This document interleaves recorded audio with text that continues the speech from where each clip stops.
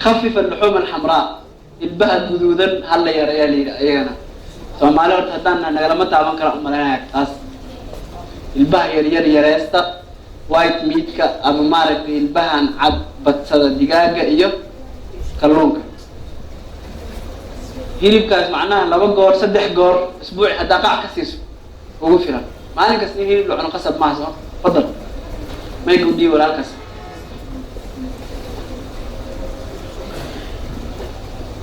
بسم الله أستاذ معناها اللحم الأحمر وحالي ما تهي هذا سكير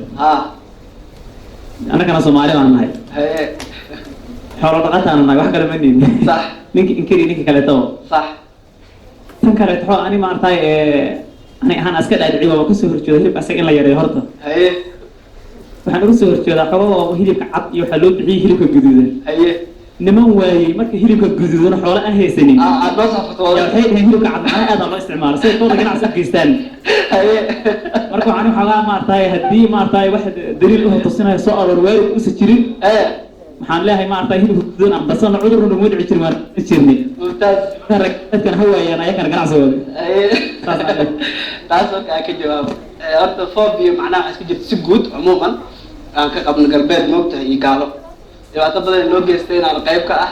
laakiin waxa markay cilmi noqdaan daraasad ay ku fadhiyaan alxikmatu dallatu almu'min hadalkiisana way ku jirtay anaga inta qawaacida ku sheegayno waa qawaacid dad adibba ah ay soo tixraaceen xataa tamaarinta markuu taariikh sameeyay qaybo oo takhasuskana idaare shaqo ku leeyahay ku jira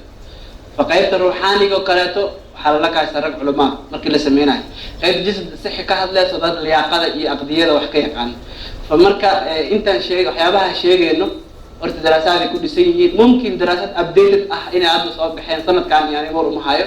لكن أنت هو أنت كهر رئيسي دراسة كفر ساكو مد اللباد حتى وايت ميتكا سوري هيرب كعاد أنا جوالن نوغا ما بدنا مد سدحات hilibka guduudan inta badan xeeltiisa iyo wixii aad u badan ku dhex jira markay dhahayaan hal yareysto kolestaroolkii waxaas laga hadlayaa ee kuma xirna midda afraad si guud laga wada taga lama dhihin laakiin macnaha balancinka dad qaar xitaa waa ku fasiraya dhahay hilib guduudan geesinimo laga qaado hilib guduudan cuno geesiyaal waaye baynama white meat-ka macnaha laga qaado fulinimo hadda saas u fasiraya waa arkay waxyaabahaas wax hadda daraasad cilmiga ku dhisan oo la hubaa ma lahan waxa laga taga ma dhaxayno hal la yeesto midda afraad oo u dambayso oo ku soo gabagabeynaya noqdo fiican oo ka dhawaajiyay oo ahayd anaga xoolo dhaqataa weligeyn ahayn hilibkaas aanan ku soo nooleen Soomaaliya hadana waa sax cad iyo caana la dhigi jiro Sooma hadda al-insaan Soomaali oo waaqicaan jooga ama isliib ku nool Nairobi dadkaas baadiye ku noolaa ku karti ma yahay ku quality ma yahay ku maaragtay cunada moogta marka cuntid wax walba aksida loo baahan yahay waa inay gubato waa in uu jirka manaafacaad ka helo inta fadalaadka qashinkan iska saar cunta kursi wareeganahay ku fadhiisatay baabuur raaxana waa fuushay inta mawduuc laakiin odagaas 5 kilomitir 6 kilomitir xoolo u foofinay Sooma oo ka soo celinay Sooma fa marka adiga waa inaad fiiriso adiga hadda seeta adiga cuni karta ninkaas neef ariya laga yaabo inuu cuno ayaamahaas dhan uu wax kala taabaday ma taabisa ma caana iyo maaragtay intuu badiis ka buuxsado 5 kilomitir 6 kilomitir socdo uu soo socdo adigana hadaad maaragtay sigis ka soo bixaysa waxa soo raacaysa boodadii waqti marka meeshii kursiga ku fadhisaa habeenkii sariida ka dambaysa xaraka kale ma sameeyay cunno ilaahay yaqaanana waa cunta say isu keenaysaa marka صح ما نفهم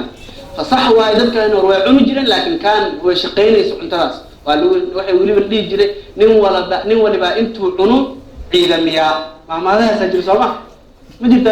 marka wadaag dadka hore nin baniga ka cunid badan yahay oo ka karti iyo dadnimo badnaa laakiin dad inta iska cuna seexanaya aan nahay Sooma marka ina qawaacida ka warqabo